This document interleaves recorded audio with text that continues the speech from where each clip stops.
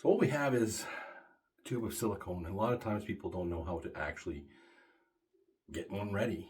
So we're going to silicone this a toilet here, and we just want to make sure that we get it ready. So for one, we pull the cap off.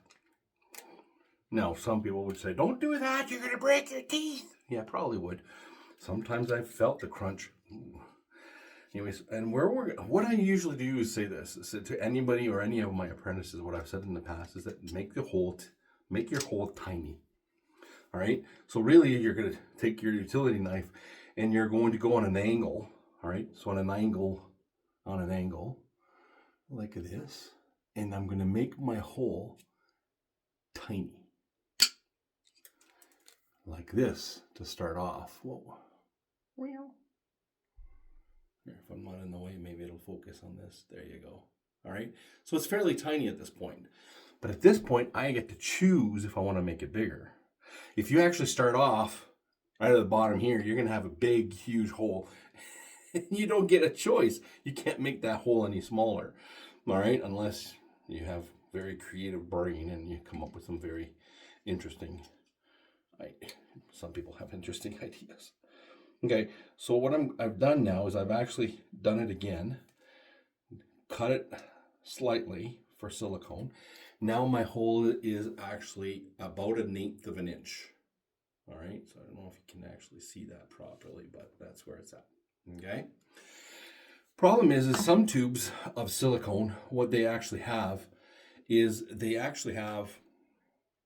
what it is that they have a foil that is actually placed inside, preventing that even if I've made a hole, nothing would ever come out, nothing would squeeze out, and they wouldn't dry out. Okay, so you have to get something that's long enough to actually go and pierce that foil. Right now it's not going any further, so I have to push. And what I usually do is not just once, because the hole here is about 3/8 to 1/2 an inch of actual hole that I'm going to be squeezing in through here. But if I actually only poke a hole, then my wire is 1/8 of an inch. I'm only pushing 1/8 of an inch into this whole tip. So I would say keep poking, go around it, try to get rid of that foil as much as possible. Okay, now that's me. Now, if you guys have a different idea or different ways of doing things, and put some comments on below and we'll see how it goes. So now we're going to take this silicone and we have to put it inside of our gun. And to put it inside the gun, we're going to press here, pull back. All right. If I actually didn't press on that and tried to pull back, it's never going to go anywhere. So we're going to press and pull back. Once it's pulled back, then there's room for me to be able to put a tube in there.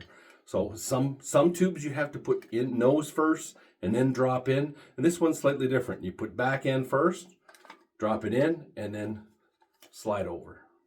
Okay, just like, and then start squeezing. So what you're doing is you're bringing your plate that was actually on attached to here. Okay, so let's go back there. See, there's a plate here.